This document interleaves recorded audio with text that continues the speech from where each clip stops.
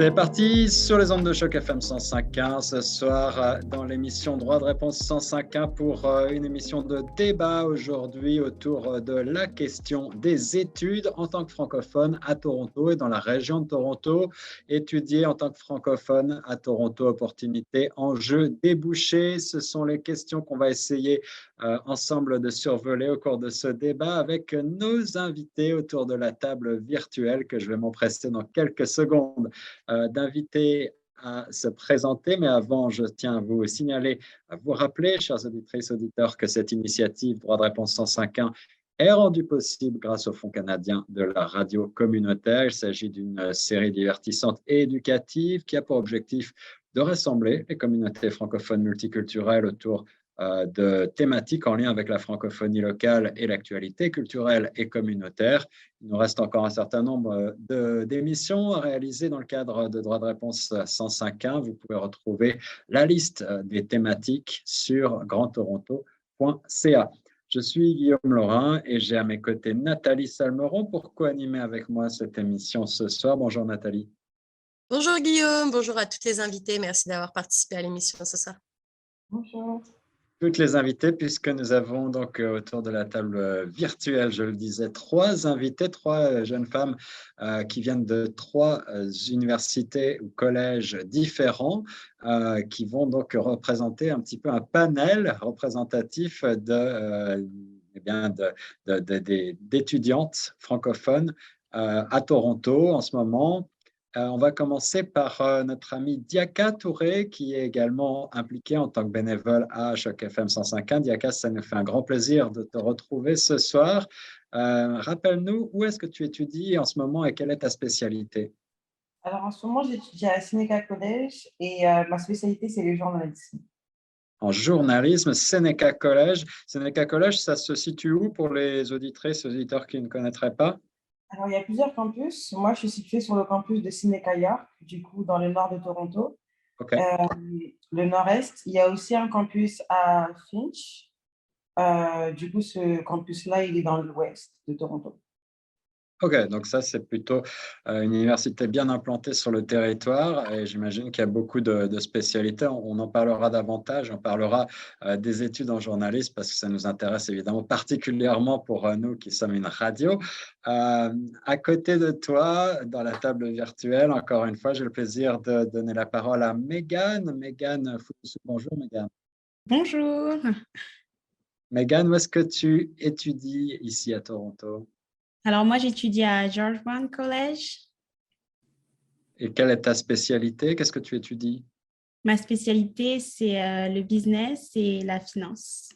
Business et finance. Je sais que George Brown offre une foule de sujets. Ma femme a étudié la cuisine là-bas. Donc, tu vois, c'est quelque chose de très loin. Mais effectivement, il y a beaucoup de possibilités. George Brown College, un campus qui est très connu. Il y a beaucoup d'endroits dans la ville également. Oui, après, moi, je suis plus en ligne, mais d'ici janvier, je vais commencer à être, c'est-à-dire en présentiel. Mais je ne sais pas encore si je serai à celui du downtown ou celui qui sera pas plutôt downtown, mais voilà. Bon, mais ça, c'est intéressant aussi. On va parler des enjeux d'étudier en ligne. Là, qu'est-ce que ça prend? Quelles sont les difficultés rencontrées? Je pense qu'il y a beaucoup à dire aussi sur ce sujet-là. Pour terminer le tour de table, eh bien, on a le plaisir également d'accueillir Anne Doriam. Bonjour Anne. Bonjour Guillaume, bonjour tout le monde. Moi, du coup, je suis à l'université de York University, mais plus précisément le campus de Glendon. Campus de Glendon, Université de York, c'est donc là aussi un peu plus dans le nord sur Bayview, là si je m'abuse, c'est un très beau campus et un campus qui est pour le coup bilingue cette fois. C'est exact, oui, c'est bilingue. La plupart des programmes sur ce campus sont bilingues, donc en français et en anglais. Et quel est ton programme? Moi, j'ai fait l'étude internationale qui est très, je vais dire, politique, tout ce qui est droit politique à l'international, oui. Ok. Excellent, excellent. Voilà, on a un beau panel représentatif, je crois, n'est-ce pas, Nathalie? Tout à fait, désolé, mon micro était off. Exactement, et ça fait plaisir de voir aussi que Toronto, qui est une ville où les francophones sont quand même minoritaires, on peut quand même avoir des cursus bilingues, notamment à Glendon, mais il me semble que Jaka et Megan sont dans des écoles où ils parlent majoritairement en anglais. C'est Oui. ça. Alors, quels sont les établissements postsecondaires justement que vous connaissez? Là, on en a énuméré 3. Il y en a beaucoup d'autres. Est-ce que vous avez des noms à nous donner, à donner à nos auditeurs là, avant de commencer le débat à proprement parler? Il me semble qu'il y a aussi l'Université de Toronto qui délivre des cours, mais qui sont qu'en anglais. Oui, U of T, absolument. Là, c'est une des universités certainement les plus célèbres dans le centre-ville, avec un très beau campus aussi historique. Je crois qu'il y a peut-être, si je ne m'abuse, quelques petits programmes en partie en français, mais effectivement, pour la plupart, ils sont en anglais. Ouais. D'autres suggestions? Non, moi, je ne connais pas beaucoup parce que vraiment, en venant à Toronto, je ne m'attendais même pas à pouvoir étudier en français. Donc, c'était vraiment une surprise pour moi. Alors, une bonne surprise, donc. Merci. Alors, je vais énumérer pour les auditrices et les auditeurs qui seraient intéressés pour en savoir davantage. Évidemment, c'est sur une page du gouvernement de l'Ontario que je reprends ces informations. 2 collèges publics en langue française, le Collège Boréal et la Cité à Toronto. Boréal a 8 campus en tout dans la province et la Cité en a 4. Vous pouvez en savoir plus sur collègeboréal.ca ou sur collègelacité.ca. Et on peut aussi parler, bien sûr, vous ne l'avez pas mentionné, mais de la nouvelle Université de l'Ontario français qui se trouve sur le 9 Lower Jarvis à Toronto, en plein centre-ville, dans les mêmes locaux d'ailleurs que le Collège Boréal pour l'instant. L'Université de l'Ontario français, vous pouvez en savoir plus sur uontario.ca. On a parlé de York et de U of T, on a parlé de Seneca, George Brown. Il y en a. Il y a Ryerson aussi. Ryerson a d'ailleurs changé un petit peu de nom là, suite à des polémiques sur ce nom historique entaché, mais je ne suis pas certain de connaître le nom qu'on lui donne actuellement. Enfin, on l'appelle encore souvent par le nom Ryerson. Oui, moi qui habite pas très loin de l'université de Ryerson, il me semble que la dernière fois que je suis passée sur la rue Yonge, c'était toujours écrit Ryerson, mais il me semble que tu as raison, suite aux récentes polémiques et aux histoires un petit peu sombres autour du nom de l'école, ça devrait changer. Il me semble que ça va s'appeler Métropolitane, quelque chose comme ça. C'est ça, c'est ça. Bien, alors, commençons ce tour de table, ce débat là sur l'idée d'étudier en tant que francophone. La question la plus générale qui me vient à l'esprit, peut-être pour ouvrir, et Nathalie, si tu as d'autres choses à suggérer, n'hésite pas. Quelles sont, quand vous êtes arrivé, les premières difficultés que vous avez rencontrées en tant que francophone pour comprendre le système éducatif local, pour vous adapter et peut-être pour trouver justement votre voie? Est-ce que ça a été facile? Est-ce que c'est un processus qui s'est fait de manière assez fluide ou est-ce que vous avez rencontré des difficultés? Puis si oui, lesquelles? Moi, je ne pense pas que ce soit un processus qui soit fluide, personnellement. À Seneca, ils n'offrent pas forcément un advisor. Donc, du coup, chaque programme, on a une personne qui s'occupe du programme et à qui on peut poser des questions. Par exemple, si on a des questions par rapport au programme, on veut enlever un cours, rajouter un cours ou mieux comprendre un cours. Les advisors, ils sont qu'en anglais, je trouve, à Seneca. Donc, du coup, si on a des questions, il vaut mieux être vraiment bilingue et poser les questions en anglais parce qu'il n'y a pas d'option de poser les questions en français et avoir de l'aide en français. Pas d'aide en français, pas d'aide non plus, j'imagine, à l'écrit sur les sites internet ou dans toutes les publications. Alors, j'essaie de chercher des forums, des anciens étudiants de Seneca, par exemple, qui étaient français et qui ont étudié à Seneca, mais je n'ai pas trouvé non plus. Megan, Anne, vous partagez ces sentiments dans vos expériences respectives? Oui. Alors, moi, je trouve qu'il n'y a vraiment pas d'aide. C'est-à-dire, on doit tout faire de nous-mêmes. C'est-à-dire, on nous dit au début, quand on fait les démarches, que oui, il y aura une personne qui va nous aider et puis oui, elle va parler la langue. Sauf que actuellement, même là maintenant, j'ai besoin de parler à une personne à l'école et je n'arrive pas. Je trouve personne, en fait, pour m'aider concernant la demande que j'ai à faire. Donc, c'est vraiment compliqué, c'est seulement en anglais. Moi, j'aurais préféré que ce soit en français, du coup. Mais c'est surtout ça. Et qu'est-ce qu'on vous dit quand vous faites des réclamations pour avoir quelqu'un qui vous conseille en français? Est-ce qu'on vous dit que ça n'existe pas ou vous fait attendre? Non, on ne dit pas que ça n'existe pas. Du coup, il faut appeler un numéro, mais bon, c'est pas facile d'avoir une personne au téléphone. Ensuite, il faut envoyer des mails. Ça aussi, c'est pas facile, mais c'est tout en anglais du coup, parce que la personne qui s'occupe du service Europe, donc français, c'est que anglais et russe. Il n'y a même pas l'option français. Assez surprenant.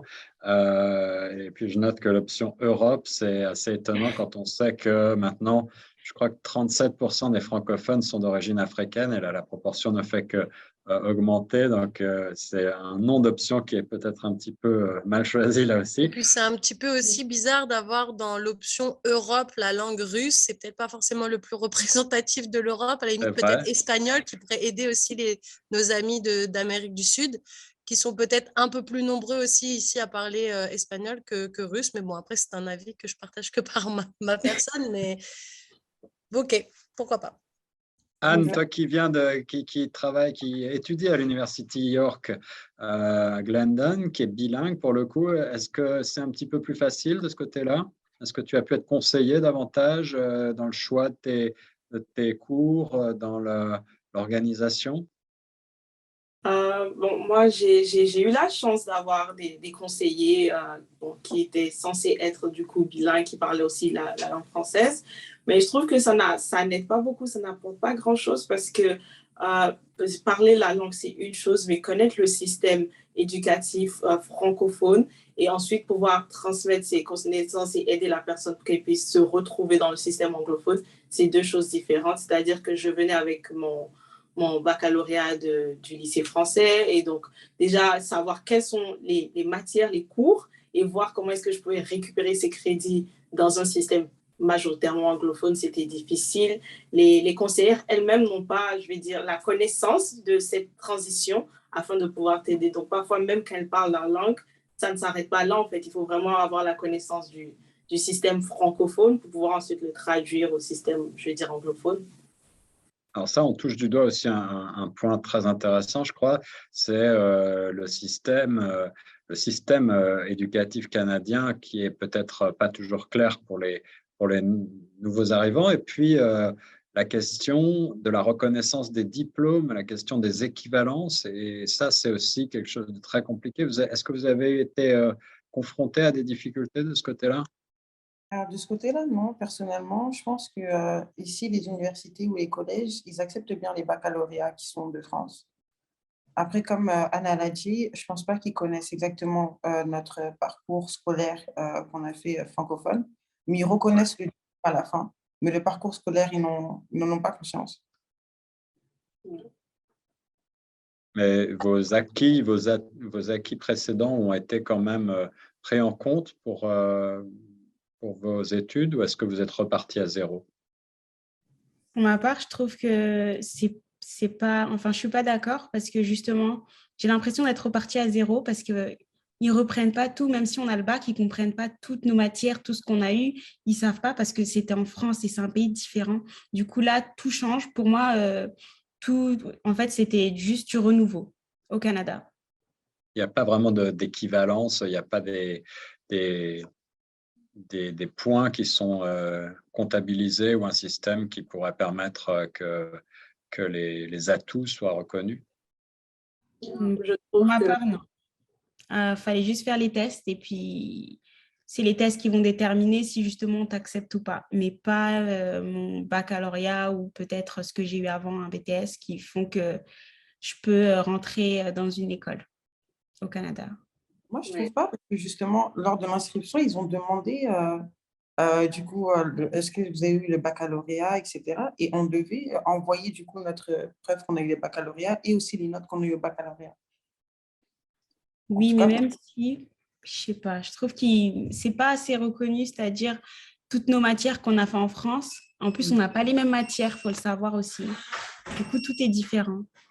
Et toi, Megan, tu disais que tu avais fait un BTS. Pour le coup, est-ce que ce BTS a été validé en tant qu'étude, en tant que Bac plus 2 ou quelque chose comme ça, ou est-ce que ça n'a pas du tout été le cas? Bah, je pense pas parce que jusqu'à aujourd'hui, je connais pas mon niveau au Canada. Je sais pas exactement où j'en suis. C'est-à-dire que là, c'est un diplôme que je fais, mais je pense qu'en fait, diplôme en France, c'est comme refaire le BTS. C'est ça, c'est ça. Et moi, j'avais une petite question justement.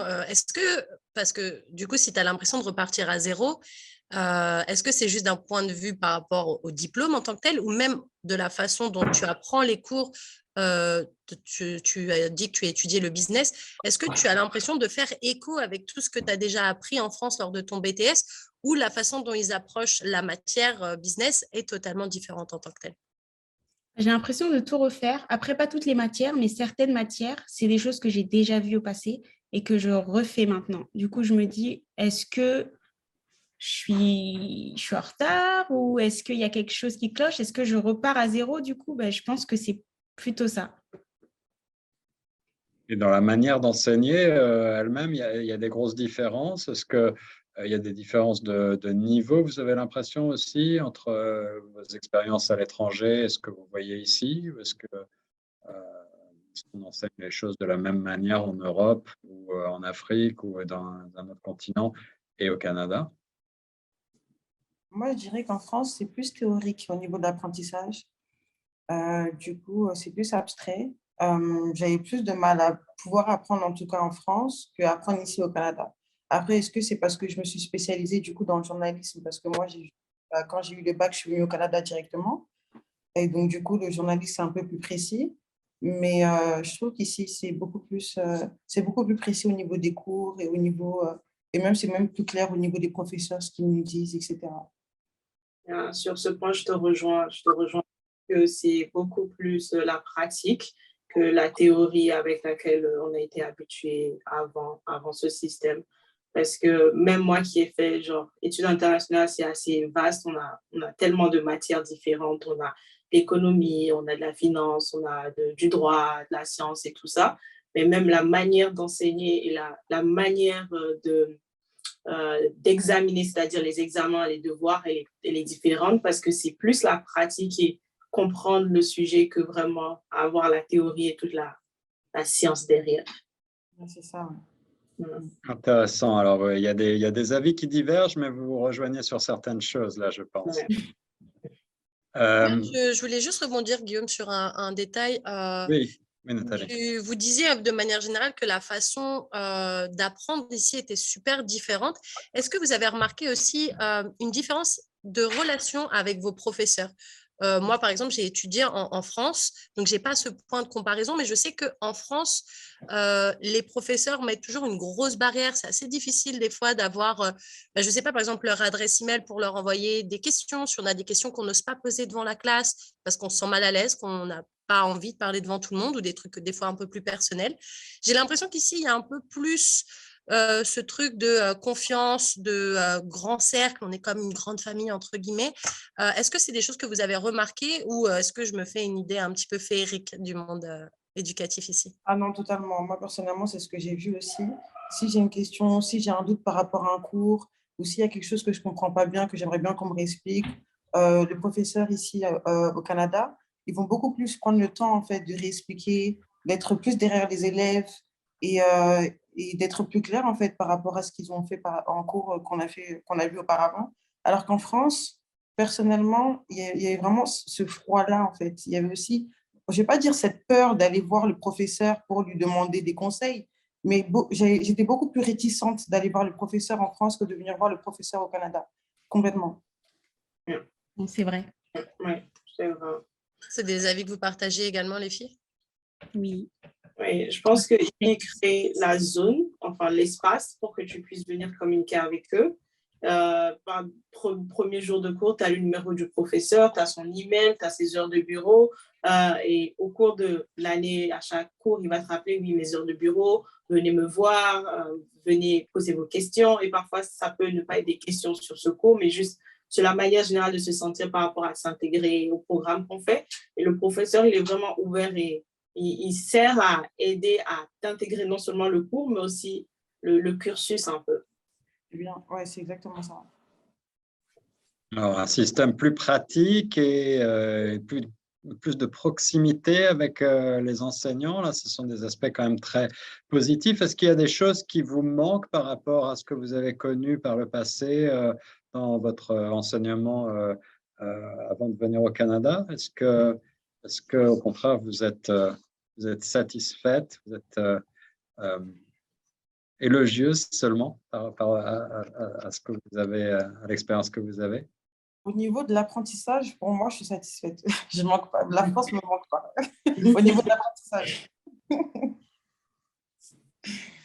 Je dirais que malgré que le système ou la manière d'apprendre est, je vais dire, plus agréable, le contenu n'est pas nécessairement plus, je vais dire, plus valeureux, ou je ne sais pas si c'est le bon mot à utiliser, c'est-à-dire que malgré ce système un peu, je vais dire, strict, entre guillemets, euh, les connaissances acquises, je trouve qu'elles restent plus que les connaissances, du coup, pratiques, je vais dire, c'est un peu, ça vient du common sense, like, c'est vraiment de la culture générale un peu, pas de la culture générale, ça reste des cours, mais ce n'est pas des connaissances qui restent sur la longue durée comme les connaissances apprises dans le système, je veux dire, francophone. Ça, c'est mon avis personnel.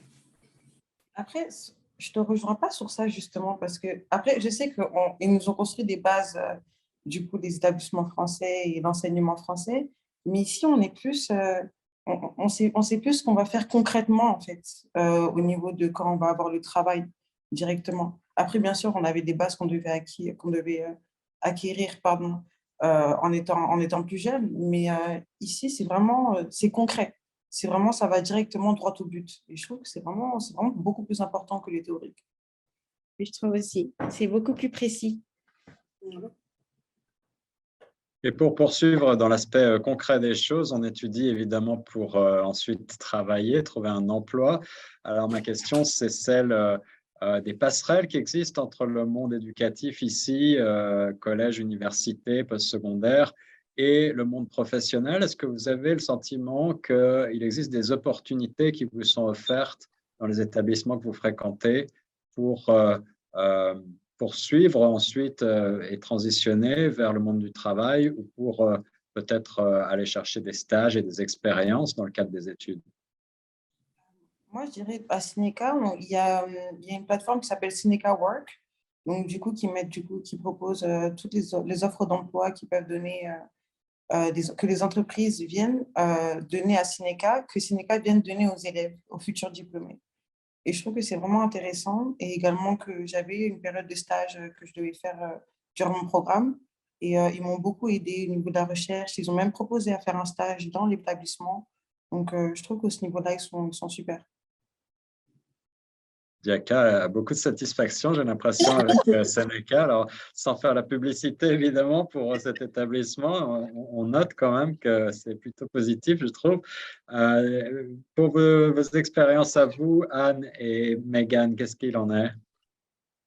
Alors, du coup, pour moi, je trouve qu'ils nous offrent aussi des offres d'emploi sur le site de l'école.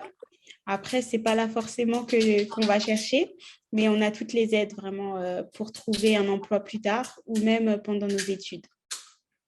Excellent. Moi, je pense que sur York, ce qui donne vraiment, c'est vraiment les techniques pour rentrer dans le monde du travail, c'est-à-dire tout ce qui est par rapport à faire le CV, comment réussir une interview. C'est vraiment ce qui donne. C'est vrai qu'on a quand même des événements avec des panels et des compagnies qui viennent du coup pour rencontrer les futurs employés. Mais je trouve que c'est plus la technique de comment rentrer dans le monde du travail que le travail vraiment qui te donne des offres d'emploi à travers l'université. Je trouve que les offres d'emploi, ça reste quand même un truc que tu fais ta propre recherche, mais c'est plus les techniques pour rentrer dans le monde du travail. Justement, je rebondis sur ce que tu viens de dire, Anne. Effectivement, quand on n'a pas étudié au Canada et qu'on est vite confronté au monde du travail, par exemple, comme moi, j'ai pu avoir été quand je suis arrivée ici avec mon diplôme français, on n'a pas du tout les codes identiques pour ce qui est chercher du travail. Je veux dire, même en ce qui est les interviews, comme tu dis, les entretiens d'embauche, les questions qui sont souvent posées, ce qu'on est censé mettre en avant également, c'est très différent. Moi, pour ma propre expérience, je viens de France, donc forcément, j'avais un modèle très franco-français quand je me présentais pour des entreprises et ça ne marchait pas. Ou alors, ils retenaient qu'un dixième de ce que je leur disais sur tout ce que je pouvais leur présenter, d'une, parce qu'ils avaient beaucoup de mal aussi à faire la passerelle entre mon expérience franco-française et ce que je pourrais leur apporter ici. Du coup, je trouve ça excellent qu'ils puissent au moins vous donner 2-3 clés, 2-3 idées, 2-3 conseils pour vous mettre déjà en confiance, parce que c'est déjà super dur de trouver du travail. Si en plus, on n'est pas très sûr de soi, qu'on bafouille, on bégaye, on ne sait pas trop comment aborder les choses et surtout comment se mettre en avant, parce qu'on sait aussi que derrière, il y a peut-être 15, 20, 30 candidats qui seront peut-être plus formés que vous. Donc, je trouve ça super intéressant, en tout cas, qui vous donne des clés pour au moins réussir ces entretiens ou en tout cas pour les aborder avec un peu plus de confiance. Oui, c'est vrai. La confiance vient forcément de ça, de ces techniques-là, du coup, qu'on gagne. Excellent. Alors, après ces points sur les études, leurs appréciations, on élargit un petit peu avec cette question. Évidemment, Toronto, c'est une ville très diversifiée. On a parlé de la francophonie, mais au-delà, c'est une ville ultra multiculturelle. Je voulais savoir comment ça se passe au niveau des établissements que vous fréquentez. Est-ce que cette diversité culturelle est bien représentée là aussi dans les établissements? Est-ce que c'est un atout? Comment est-ce que vous utilisez ces connexions peut-être que vous faites pour peut-être construire votre avenir? Moi, personnellement, je trouve qu'à Sénéca, c'est divers. Quand j'étais arrivée la première fois sur le campus, parce qu'au début, les cours ils étaient en ligne, je me suis dit, j'espère qu'il y aura des Noirs dans ma classe. Pour ça, je pourrais être amie avec eux et voir un peu comment ça se passe. Et il y en avait clairement. Il y avait aussi, il y a des gens qui viennent d'un peu de partout. Donc, franchement, au niveau de la diversité, il y a vraiment aucun souci à ce niveau-là non plus. Et la connexion se fait facilement? Les liens se font facilement? Ou est-ce qu'il y a des clans, en quelque sorte, ou des gens qui viennent de pays d'origine et qui restent dans leur coin? Est-ce que c'est parfois un peu le problème? Ou Après ça, est-ce que tout le monde se mélange? je pense que ça dépend de la personnalité de chacun. Après, moi, dans ma personnalité à moi, je ne vais pas forcément aller voir les gens pour aller me mélanger, mais les professeurs vont des fois organiser des travaux en groupe, etc. Et l'échange se fait facilement, en fait, avec les autres élèves. L'échange se fait facilement. Anne, Megan, c'est votre sentiment aussi? Vous avez l'impression que les échanges sont favorisés par vos établissements? Oui, vraiment. Et puis, il y a beaucoup de diversité. Du coup, c'est multiculturel. On vient tous de partout. Et après, en ligne, c'est vrai que c'est pas pareil parce que moi, du coup, je rencontre pas vraiment mes camarades de classe.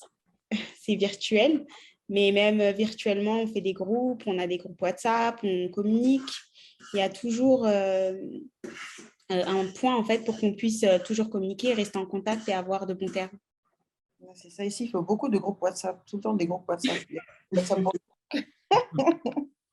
C'est utile.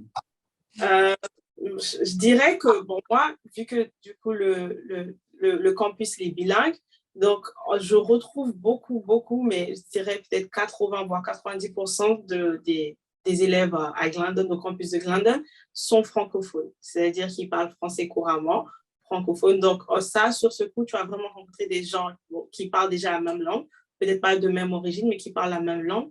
Mais c'est un autre monde quand tu fais juste le déplacement sur un autre campus de York. Là, tu vas voir des gens qui savent pas du tout que vous existez, même des élèves du campus anglophone, bon, enfin un des campus anglophones, sont pas au courant qu'il existe un campus bilingue francophone dans la même université. Donc, c'est vraiment deux mondes différents. Donc, oui, je trouve que tu vas t'intégrer, certes, avec les gens, mais il n'y a pas cette diversité dans le campus de Glendon. C'est vraiment vous retrouvez tous du même groupe, à tous parler français, à tous avoir déjà les mêmes connaissances, les mêmes mentalités. Donc, c'est quand même assez différent. Megan, je rebondis sur ce que tu as dit un petit peu plus tôt parce que, évidemment, on ne peut pas ne pas parler des effets de la pandémie et des études en ligne, les études virtuelles. On espère que c'est bientôt fini. Je crois que tu nous as dit que pour toi, ça allait être bientôt fini, mais je sais que ça a été une expérience compliqué pour beaucoup d'étudiants pendant pas mal de temps. Quels ont été les enjeux, les problèmes que vous avez rencontrés? Tu évoquais peut-être la difficulté un peu plus grande à socialiser avec les autres, à se faire des amis ou à se faire des relations, là, mais est-ce qu'au niveau des cours eux-mêmes, ça a présenté un défi? Oh oui, très difficile de pouvoir écouter, rester concentré en étant à la maison et surtout les devoirs. Ça, pour moi, c'était le plus dur de faire mes devoirs parce que je me dis, je suis déjà restée toute la journée sur l'ordinateur et après, je dois encore faire mes devoirs sur l'ordinateur. Ça fait un peu beaucoup. Après, c'était vraiment ça la difficulté. Mais sinon, ça a été. Mais c'était vraiment dur parce que nous, du coup, avant ça, l'école, on a toujours été habitués d'aller à l'école, c'est-à-dire sur le campus. En ligne, c'était vraiment, vraiment dur de pouvoir suivre. La fameuse Zoom fatigue, et nous, on vous impose encore une émission virtuelle, désolé. Mais merci d'être avec nous. Je rappelle qu'on est dans un débat autour des questions d'études pour les francophones ici à Toronto, dans le cadre de notre émission Droit de réponse 105.1, avec nos panélistes aujourd'hui autour de la table virtuelle. Donc, Nathalie, est-ce que tu as des questions à ajouter à ce qu'on a déjà Ah dit? oui, moi j'ai une question. Moi je vais parler argent parce que Ah, on sait, c'est la question qui fâche un petit peu à chaque fois quand on parle d'argent. Mais c'est vrai que si on compare le système éducatif franco-français, encore une fois, c'est ma base entre guillemets, puisque moi je viens de France et c'est là où j'ai fait mes études. En France, ça coûte quand même un certain tarif. Ça dépend ce qu'on décide de faire. Si on décide d'aller dans l'école publique, à l'université, c'est vrai que ça coûte pas grand-chose. Ici, malheureusement, on n'a pas cette option de, entre guillemets, presque gratuité de l'école supérieure. Du coup, les filles, je voudrais que, enfin, si vous voulez bien, bien sûr, nous dire un petit peu combien ont été les frais de vos scolarités jusqu'à présent. Est-ce qu'il y a des programmes qui coûtent plus cher que d'autres? Est-ce que c'est des programmes où on paye à l'année? Est-ce qu'on est obligé de prendre un crédit?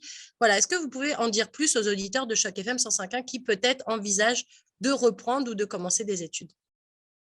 Moi, personnellement, le point financier de l'école est le point que je reparle d'ailleurs toujours avec Megan et Anne. Je me plains tous les jours. Pour moi, c'est trop cher, c'est beaucoup trop cher. Moi, personnellement, un semestre pour moi, donc du coup, on paye par semestre, en tout cas à Seneca College, on paye par semestre. Du coup, il y a un semestre de septembre à décembre et un autre semestre de janvier à mai, de janvier à avril. Et pour moi, dans le journalisme, c'est 8 000 $ à peu près. Donc, je ne sais pas trop ce que ça donne en Par euros. semestre? Par semestre, oui. 8 000 $ par semestre. Donc, ça veut dire 16 000 $ pour ton année complète. Oui, si on fait le calcul à la fin, oui, 16 000 $. Et du coup, ça dépend en fait du nombre de cours qu'on prend. Donc, par exemple, j'avais un minimum de 6 cours qu'il fallait prendre. Et ces 6 cours-là, ça faisait les 8 000 $. Mais là, par exemple, si je prends que 4 cours, ça va faire moins en fait. C'est quand on prend plus de cours, on paye plus. Quand on prend moins de cours, on paye moins.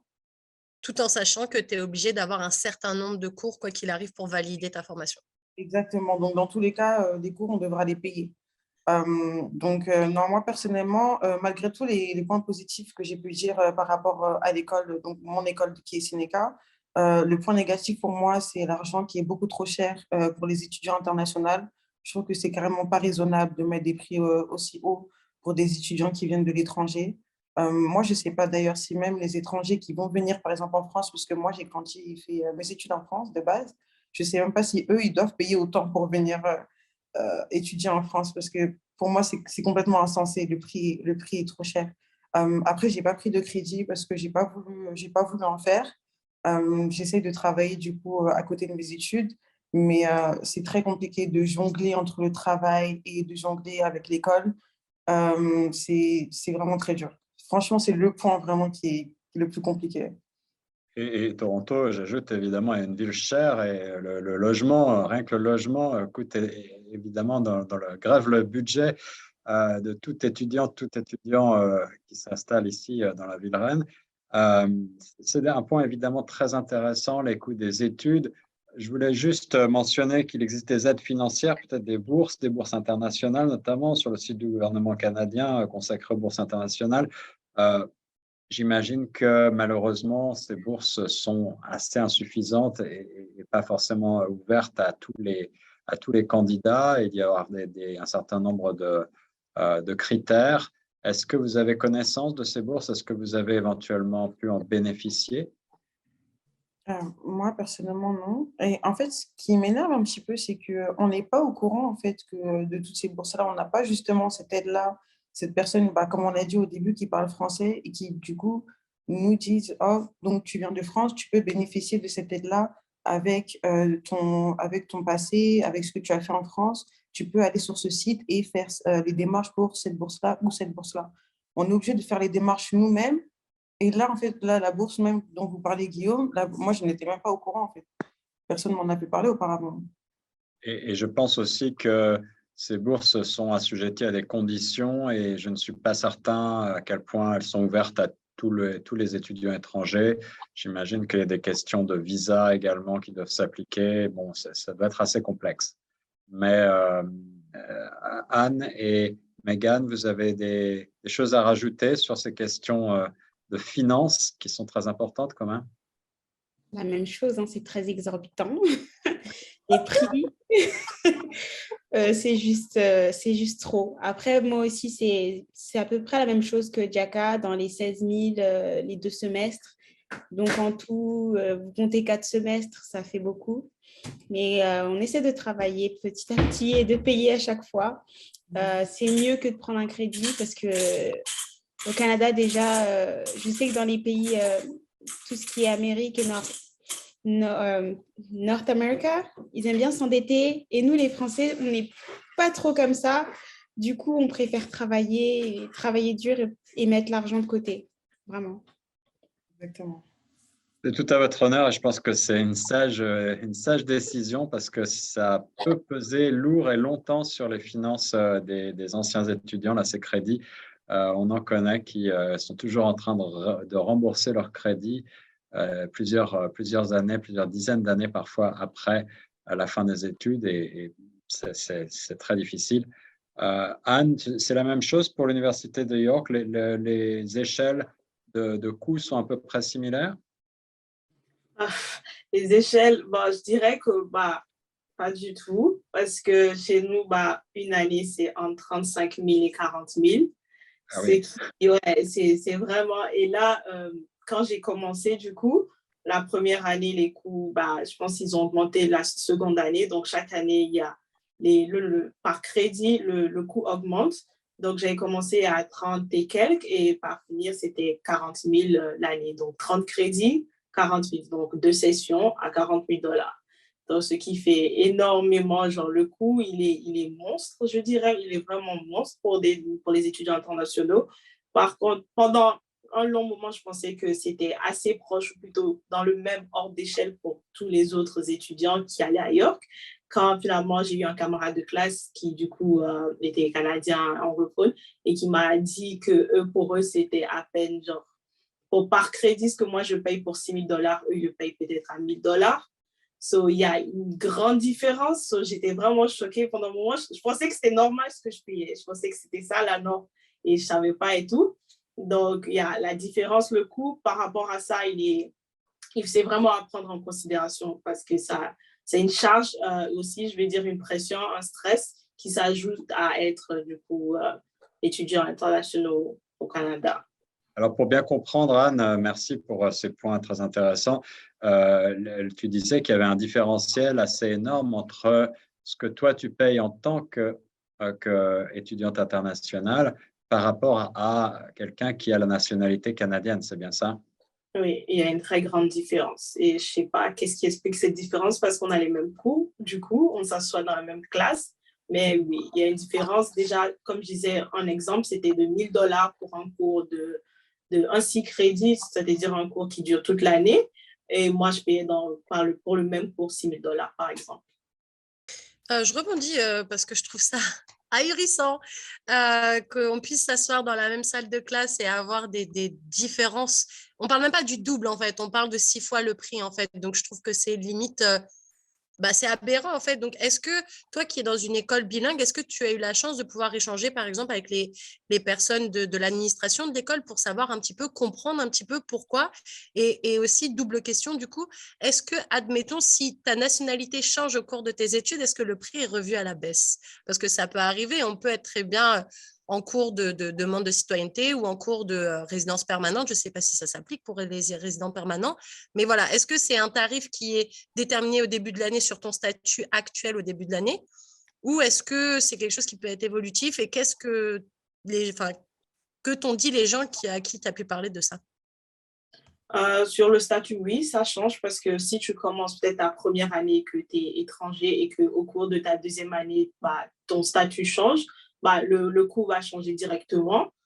Donc, clairement, c'est par rapport au statut de l'élève qui s'inscrit que le prix est choisi au début de l'année. Au cours de l'année, tu ne peux pas changer par contre parce que c'est déjà fixe. Mais après, une fois que l'année est finie, que tu passes à la prochaine année, oui, il peut y avoir un changement par rapport à ton statut. Par rapport aux discussions, j'ai eu un de mes coachs qui m'a fait faire une recherche sur justement étudier en tant qu'étudiant international au Canada. Et j'ai vu que ces différences de prix ne datent pas depuis toujours. Pendant un moment, tous les étudiants, étrangers ou pas, payaient le même prix et je ne saurais me rappeler de la date.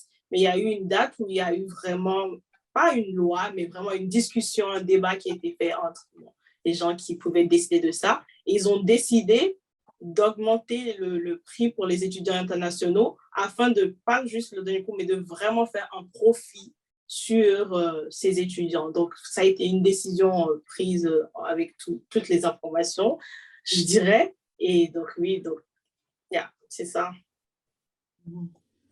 J'aurais une dernière question en relation avec l'argent, forcément, une dernière question qui fâche, comme on dit. Est-ce que vous avez remarqué des différences de prix entre le début et la fin du Covid? Parce que maintenant que les cours sont revenus en présentiel, est-ce qu'il y a une différence avec le prix qu'on payait quand on faisait des cours en ligne? Peut-être, Megan, toi qui fais encore des cours en ligne, est-ce que tu l'as remarqué, cette différence? Ce que j'ai remarqué, c'est que ce semestre, le prochain semestre, il est à 9 000 au lieu de 8 000, c'est tout. Donc, je pense que la différence, elle est là.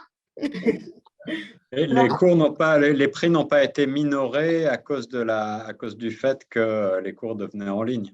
Ça n'a pas été moins cher. Non, pas du tout. Je me souviens quand j'ai commencé en 2018, quand du coup on a eu les cours en ligne. Bon, d'abord, il y a eu une grève qui a fait que les cours sont passés en ligne avant le Covid, mais après aussi, pendant le Covid, on a eu les cours en ligne. Et à ma surprise et à la surprise de tous les autres élèves, ça a augmenté quand on était en ligne. Donc, on payait plus pour s'asseoir derrière nos écrans et ne pas avoir l'expérience du face-à-face avec les professeurs. On payait plus. Et juste pour revenir sur ce que Guillaume disait, justement par rapport à la COVID, les aides qui ont été apportées, c'est que chaque étudiant, si tu appliquais, quel que soit ton statut, tu peux avoir une aide de $1 500. Mais je me dis, c'est bien, mais $1 500 sur 40 000 que tu payes, en vrai, ça ne t'aide pas beaucoup par rapport au COVID. Donc, Wow, c'est des ordres de grandeur qu'il faut avoir en tête lorsque l'on veut se lancer dans cette aventure d'étudier en tant que francophone à Toronto ou d'étudier tout court à Toronto d'ailleurs, dans la région pour les étudiants venus de l'étranger. Ce sont des réalités qui doivent être mieux connues et puis peut-être qu'on devrait interpeller davantage les pouvoirs publics là aussi parce que je crois qu'on a bien souligné, on a mis le doigt sur une question qui fâche, comme le disait Nathalie. Là, peut-être que le système est un petit peu trop commercial et destiné à faire de l'argent sur le dos des étudiants étrangers qui bien souvent vont rester ensuite au Canada et créer de la richesse au Canada. Et c'est peut-être un petit peu paradoxal donc de les faire payer beaucoup plus que les natifs, en tout cas, c'est mon avis. Mais merci infiniment d'avoir participé à ce débat autour de ces questions passionnantes. Moi, je retiens que votre appréciation globale du système et des études, de l'aspect pratique et l'aspect concret des études est très positif, que la proximité avec les professeurs est quelque chose que vous appréciez particulièrement et que globalement, votre expérience est excellente. Effectivement, le gros point négatif que je retiendrai pour ma part, c'est cette question des coûts impliqués par les études au Canada qui bien souvent vont décourager beaucoup. Merci infiniment, mesdames, d'avoir participé aujourd'hui. merci. Pas de souci, merci. On continue sur les ondes de Choc FM 105.1 et on se revoit très bientôt pour une autre émission de débat et de quiz droit de réponse.